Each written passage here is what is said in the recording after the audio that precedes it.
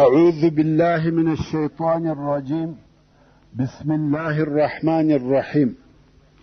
إن الحمد لله نحمده ونستعينه ونستغفره ونعوذ بالله من شرور أنفسنا وسيئات أعمالنا.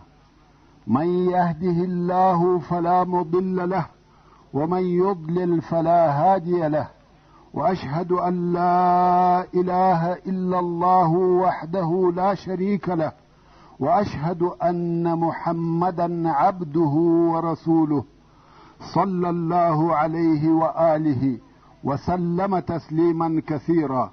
أما بعد، د سرور کائنات صلی الله علیه و آله وسلم ژوند. محترم ورونو، زموږ قصه دې ځای ته را رسېدلې وه. رسول الله صلی الله علیه و آله وسلم به ورته ویل اوښه الکئ، دا په خپله د مقصد ځای ته ځي. دا د الله جل جلاله د طرفه امر کړه سوې ده چې هغه ځای ته ولاړه سي کوم چې زما د هستوګنې دپاره هلته د الله عز وجل اراده سوې ده. خلقو به هم اوښه پرېښول، بیا چې به پر بل کلي راغلی بیا به خلقو اوښه ونیول او رسول الله صلی الله علیه و آله وسلم به ورته ویل پرېږدئ، دا امر کړه سوې ده. خلقو به هم پرېښول او واقعا یې هم اوښه خپل اختیار ته پرې ایښې وه. نه تګ ته مجبوره کول او نه راګرځول، هرې خوا ته چې تله د دې خوښه وه. پر هر کلي چې به راغله خلقو به غوښته چې اوښه ونیسي، مګر رسول الله صلی الله علیه و آله وسلم به ورته ویل پرېږدئ. اوښه رهي وه تر څو چې د دغه اوسني مسجد نبوي و ځای ته ورسېده چې اواره او خرابه مځکه وه او دا مځکه د دوو یتیمانو وه او هلته اوښه په خپله چوکه سوه. رسول الله صلی الله علیه و آله وسلم پر سپور دی، نه ځینې کښته کېږي. اوښه بیا ولاړه سوه، یو څه ولاړه او شاته یې وکتل، بیرته راوګرځېده او پر هغه اولني ځای بیا چوکه سوه. پر دغه مبارک او مشرف ځای چې الله جل جلاله د دغه ځای مبارک کړي او مشرف کړي وو، دلته نو رسول الله صلی الله علیه و آله وسلم د اوښې څخه کښته سو چې دا منطقه د رسول الله صلی الله علیه و آله وسلم د ماماګانو د بني نجار د کورو سره وه او دا د الله عز وجل توفیق و چې اوښې ته یې ورکړي. ځکه د رسول الله صلی الله علیه و آله وسلم هم دا خوښه وه چې د خپلو ماماګانو سره واړوي او د ده علیه الصلاة وسلام په نزول دوی مکرم کې خلق پر رسول الله صلی الله علیه و آله وسلم راټول دي او خبرې ورسره کوي. هر یو وایي چې زموږ کره راځه، خو ابو ایوب انصاري رضی الله تعالی عنه په تلوار راغلی او د رسول الله صلی الله علیه و آله وسلم سامان یې د اوښې څخه واخیستی او خپل کور ته یې ننیستی. رسول الله صلی الله علیه و آله وسلم پوښتنه وکړه چې زما سامان چیرې دی؟ ابو ایوب رضی الله تعالی عنه ویل هغه ما خپل کور ته یوړی. رسول الله صلی الله علیه و آله وسلم وفرمایل المرء مع رحله، یعنی سړی د خپل سامان سره وي. نو د رسول الله صلی الله علیه و آله وسلم د استوګنې شرف د ابو ایوب انصاري رضی الله تعالی عنه په نصیب سو. او اسعد ابن زراره رضی الله تعالی عنه راغلی د رسول الله صلی الله علیه و آله وسلم اوښه خپل کور ته بوتله چې بیا نو د اوښې روزنه د هغه سره وه. رسول الله صلی الله علیه و آله وسلم پوښتنه وکړه چې دا مځکه د چا ده؟ ورته وویل سوه چې د دوو یتیمانو ده. ویل ولی او متصرف یې څوک دی؟ د یتیمانو ولی راغلی. رسول الله صلی الله علیه و آله وسلم وفرمایل دغه مځکه در څخه رانیسم. هغه ویل یا رسول الله دا مځکه یې بې قیمته ستا؟ رسول الله صلی الله علیه و آله وسلم وفرمایل یا په قیمت یې غواړم. مقصد مځکه یې ځینې رانیول او د مځکې قیمت حضرت ابوبکر صدیق رضی الله تعالی عنه ورکړي. بیا نو رسول الله صلی الله علیه و آله وسلم امر وکړي چې پر دغه مځکه مسجد جوړ کړي. ورونو، په مدینه منوره کې دغه اوسنی مسجد چې تاسې یې وینئ او لمنځونه پکښې ادا کوئ د رسول الله صلی الله علیه و آله وسلم اولنی مسجد پر دغه مځکه جوړ سو. دا مسجد پس له بیت الله الحرام څخه د مځکې پر مخ هغه مبارکترین مشرفترین مسجد دی چې پر دغه مځکه جوړ سو، او دغه مځکه د دغه مسجد دپاره د الله جل جلاله خوښه او اختیار و، ځکه اوښه یې خپل اختیار ته پرېښول او اوښه په خپل اختیار او د الله جل جلاله په اراده پر دغه ځای چوکه سوه. نو پر دغه ځای د مسجد نبوي د جوړېدو سر او سبب هم دغه دی چې دغه ځای الله عز وجل د دغه مسجد دپاره اختیار کړی دی، نه بل چا. اوس نو په دغه پاک او مبارک ځای کې د مسجد نبوي د جوړولو کار شروع سو. لکه څرنګه چې مخکې مو درته وویل رسول الله صلی الله علیه و آله وسلم د ابو ایوب انصاري رضی الله تعالی عنه په کور کې سکونت او هستوګنه اختیار کړه. د ابو ایوب رضی الله تعالی عنه کور 2 منزله و، نو رسول الله صلی الله علیه و آله وسلم ته یې هغه لوړه کوټه ورکړه، ځکه ابو ایوب رضی الله تعالی عنه ویل یا رسول الله دا نه ده مناسبه چې زه تر تا لوړ واوسېږم. مګر رسول الله صلی الله علیه و آله وسلم ورته وویل یا ابا ایوب ما ته خلق راځي، نو ما او خلقو ته په ختلو او کښته کېدلو کې تکلیف دی، زه به کښته واوسېږم او ته لوړ. ابو ایوب رضی الله تعالی عنه هم قبوله کړه او هلته د مسجد په جوړولو شروع وسوه. ټول اصحاب کرام کار کوي، بې له ځنډه د اولې ورځې څخه د مسجد په کار شروع وسوه، ځکه الله جل جلاله موږ د دې دپاره را استولي یو چې مځکه آباده او ودانه کو. الله عز وجل د سورة هود په 61 نمبر آیات کې فرمایي هو انشأکم من الارض واستعمرکم فیها، یعنی هم دغه الله تاسې د مځکې څخه پیدا کړي یاست او په دغه مځکه کې د اعمار او آبادېدو طلب در څخه کوي. الله جل جلاله زموږ څخه د مځکې تعمیر او آبادول غواړي، نو ځکه د مسجد په جوړولو ژر او فوري شروع وسوه، او د مسجد د جوړولو په وخت کې به صحابه کرامو د ستړیا د لرې کولو دپاره دغه بیتونه ویل اللهم لا عيش إلا عيش الآخرة فاغفر للأنصار والمهاجرة.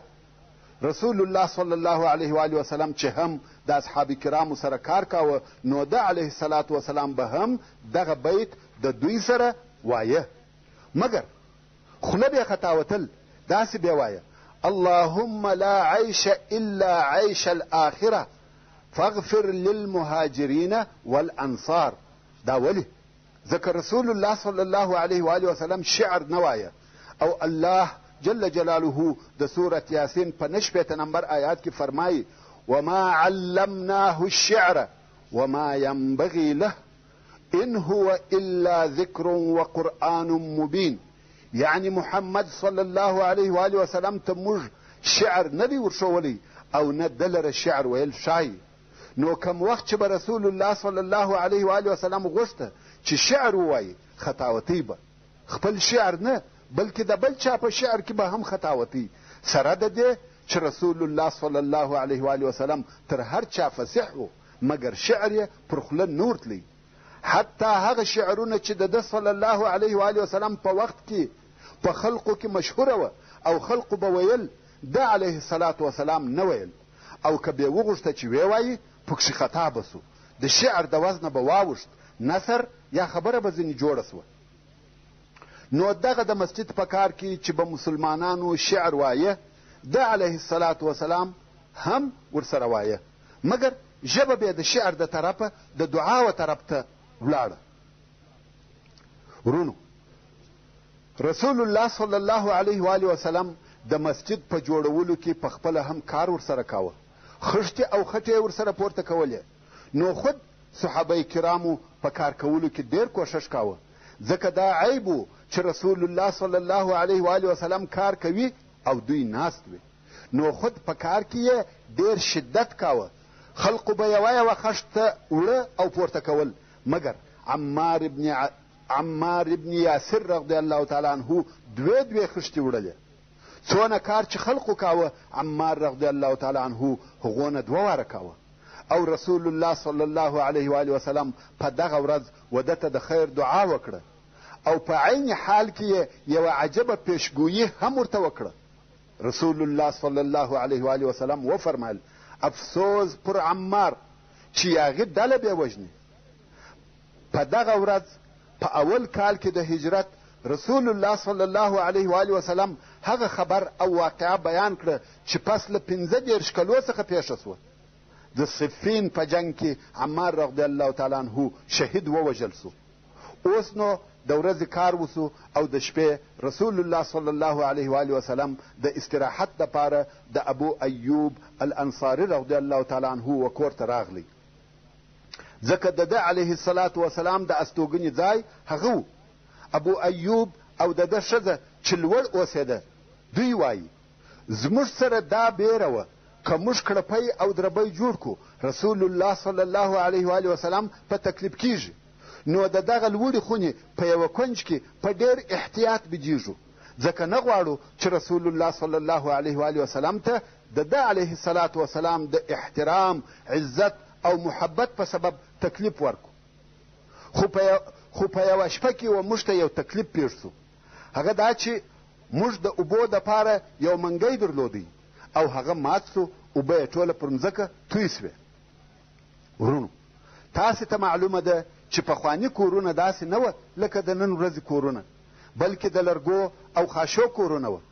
د دې امکان و چې دا اوبه کښته وڅڅېږي او رسول الله صلی الله علیه و آله وسلم ته تکلیف ورکړي. نو ابو ایوب رضی الله تعالی عنه وایي موږ بې یوه تلتکه بل شی نه درلودی، ژر مو دغه اوبه په دغه تلتک وچې کړې او ټوله شپه ویښ پاته سو.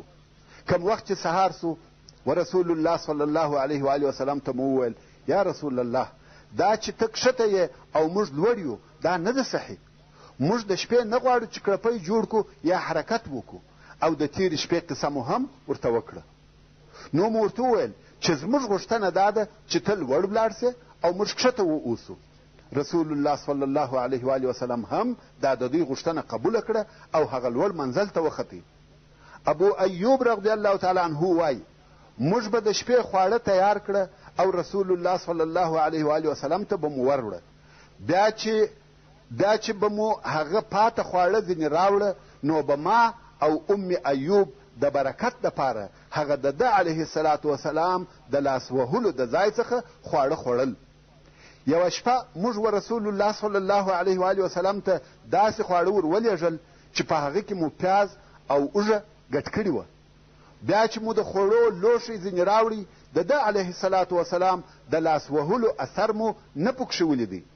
نو ورغلم او ورته ومې ویل یا رسول الله زما مور او پلار دې تر تا قربان وي، خواړه دې بیرته راولېږل او موږ په هغه کې ستا د لاس وهلو یعنې خوړلو اثر ونه لیدی او زموږ دا عادت و چې ستا پاته ډوډۍ یا خواړه چې به راغله ما او ام ایوب به د برکت دپاره ستا د لاس وهلو د ځایه څخه خواړه خوړل. رسول الله صلی الله علیه و آله وسلم وفرمایل ما په دغه خوړو کې د اوږې او پیاز بوی حس کوي او زه داسې یو سړی یم چې د خپل رب سره مناجات کوم، مګر تاسې یې وخورئ. ابو ایوب وایي موږ هغه خواړه وخوړه او تر دغه ورځې وروسته مو بیا د رسول الله صلی الله علیه و آله وسلم په خوړو کې د پیاز او اوږې څخه کم شی نه ګډاوه. ورونو، دا مې هېر سوه چې درته ووایم کم وخت چې علي ابن ابي طالب رضی الله تعالی عنه د رسول الله صلی الله علیه و آله وسلم د امانتو د رسولو دپاره په مکه مکرمه کې پاته سو، بیا نو څه وخت و مدینې منورې ته راغلی؟ علي ابن ابي طالب رضی الله تعالی عنه د رسول الله صلی الله علیه و آله وسلم تر هجرت وروسته نورې 3 ورځې په مکه مکرمه کې پاته سو، تر څو چې هغه د رسول الله صلی الله علیه و آله وسلم سره ټول پراته امانتونه د هغو و مالکانو ته ورسول. د مکې مکرمې په ښار کې به ګرځېدی او ویل به د هر چا امانت چې د رسول الله صلی الله علیه و آله وسلم سره پروت دی را دې سي وادې خلي. پس له هغه څخه چې د ټولو خلقو امانت یې ورتسلیم کړه یا امانتونه یې ورتسلیم کړه بیا به ویل د چا امانت خو نه دی پاته. قریش ورته ویل یا والله وفیت وکفیت، علي ابن ابي طالب رضی الله تعالی عنه پس له 3 ورځو پر پښو او پیاده د مدینې منورې و طرف ته رهي سو او په قبا کې د رسول الله صلی الله علیه و آله وسلم سره یو ځای او ملګری سو. او څه موده وروسته رسول الله صلی الله علیه و آله وسلم زید ابن الحارثه، هغه چې په پخوا کې زید ابن محمد ورته ویل کېده او د رسول الله صلی الله علیه و آله وسلم د اهل بیت څخه و، ځکه د ده علیه الصلاة وسلام په کور کې لوی سوی و. نو دغه زید یې مکې مکرمې ته ولېږئ چې د رسول الله صلی الله علیه و آله وسلم اهل او کورنۍ راولي. زید ابن الحارثه هم مکې مکرمې ته ولاړی او د رسول الله صلی الله علیه و آله وسلم اهل بیت کرام یې راوستل چې په هغو کې د رسول الله صلی الله علیه و آله وسلم زوجه او 2 لونې فاطمه او ام کلثوم، اسامه ابن زید او ام ایمن و.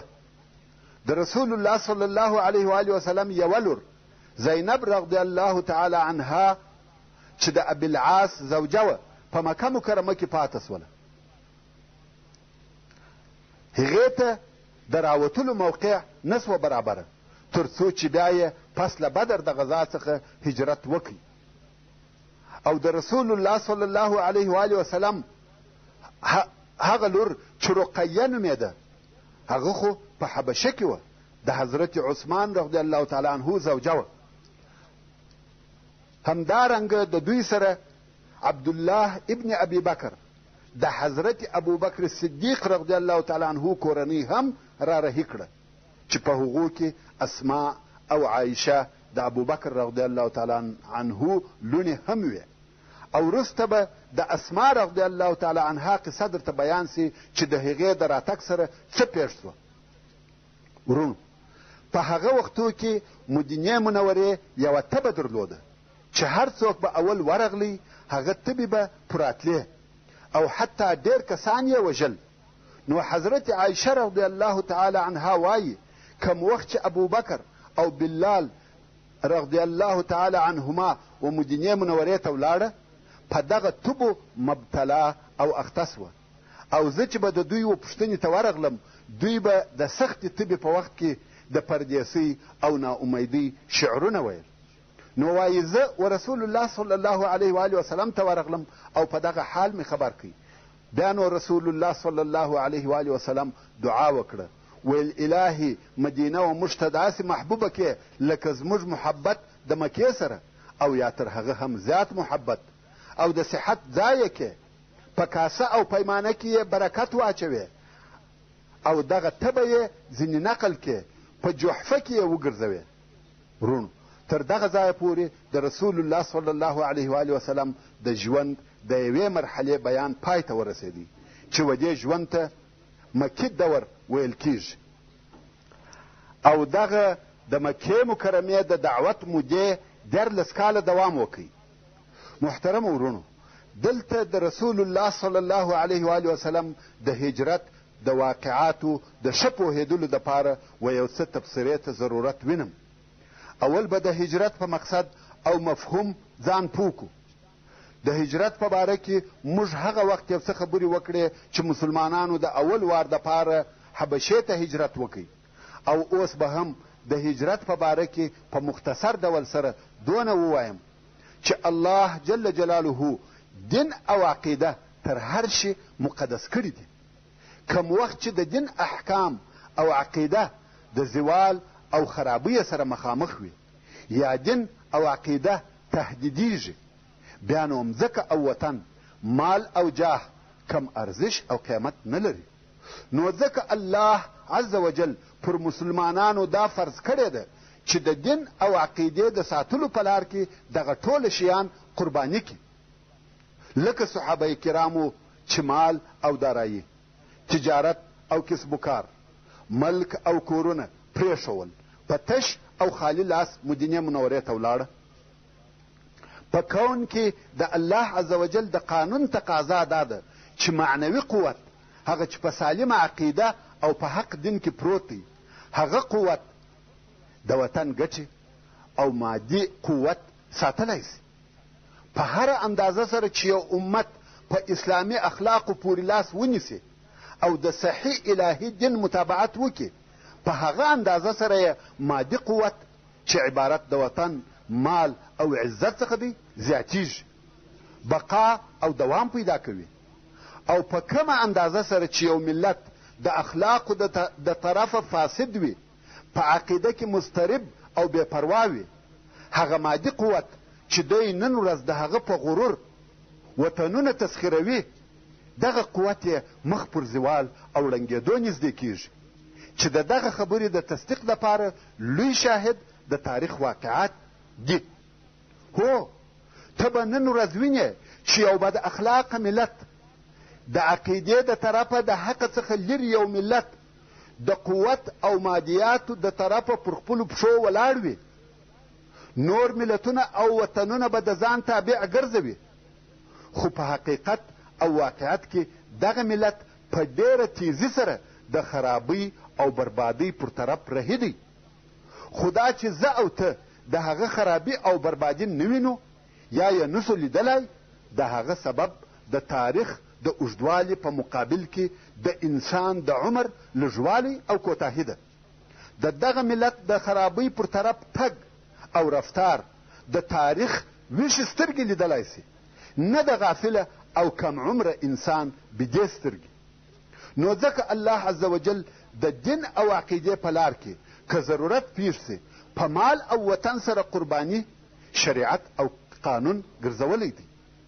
دغه قرباني د مسلمانانو دپاره بیرته د مال او وطن، ژوند او عزت ضامنه ده. که څه هم په اوله مرحله کې دوی دغه ټول شیان د لاسه ورکړي، د دغه حقیقت د اثبات دپاره د مکې مکرمې څخه و مدینې منورې ته د رسول الله صلی الله علیه و وسلم هجرت لوی او کافي دلیل دی.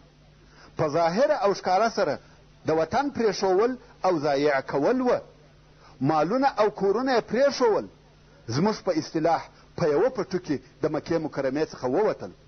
خو په حقیقت کې دغه هجرت د وطن ساتل و، ځکه پس له لږو کلو څخه د هجرت د هغه دین او عقیدې په برکت چې دوی د هغه د ساتلو دپاره وطن پرې ایښی و، و هغه وطن ته فاتح او کامیابه ورغله. هغه کسان چې مسلمانانو ته یې ازارونه ورکول او د رسول الله صلی الله علیه و وسلم د وژلو اراده یې کړې وه، اوس په هیڅ بد نیت هم نسي ورنږدې کېدلی. اوس به د رسول الله صلی الله علیه و وسلم د هجرت مهمې او ښکاره نقطې په 8 بندو کې درته بیان کړم.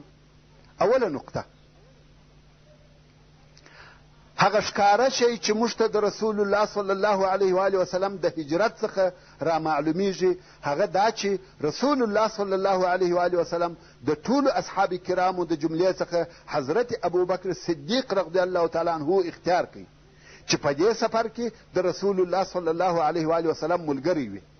نو علماء کرام د دې څخه د رسول الله صلی الله علیه و وسلم د ابوبکر صدیق رضی الله تعالی عنه سره د محبت اندازه را باسي چې دی رضی الله تعالی عنه تر ټولو اصحابو و رسول الله صلی الله علیه و وسلم ته ورنږدې و، او پس له رسول الله صلی الله علیه و وسلم څخه هم دی رضی الله تعالی عنه د خلافت وړ او لایق و، چې د دغه مفهوم تایید او تاکید به بیا په وروسته کې نور ډېر شیان کوي. مثلا رسول الله صلی الله علیه و وسلم په خپل مریضي کې د لمانځه د امامت دپاره ابوبکر صدیق رضی الله تعالی عنه خلیفه وګرځاوه، او پر دې تاکید کاوه چې د خلقو د لمانځه امامت به بې له ده رضی الله تعالی عنه څخه بل څوک نه کوي. او بل په هغه صحیح حدیث کې چې رسول الله صلی الله علیه و وسلم فرمایي که ما د ځان دپاره خلیل پیدا کولی، نو ابوبکر به مې د ځان خلیل ګرځولی وای. رواه مسلم. او واقعا هم الله عز وجل په خپل احسان سره ابوبکر صدیق رضی الله تعالی عنه د دغه امتیاز وړ او لایق ګرځولی و. ابوبکر صدیق رضی الله تعالی عنه د رسول الله صلی الله علیه و وسلم په ملګرتیا کې د صدق او اخلاص یوه نمونه او مثال و، بلکې خپل روح او مال یې د رسول الله صلی الله علیه و وسلم په ملګرتیا او د هغه دپاره قربانول. موږ ولیده چې رسول الله صلی الله علیه و آله وسلم ته ویل تر هغو به ته غار ته نه ننوځې تر څو چې زه ورنسم. وصلى الله تعالى على خير خلقه محمد وآله وأصحابه وأهل بيته أجمعين.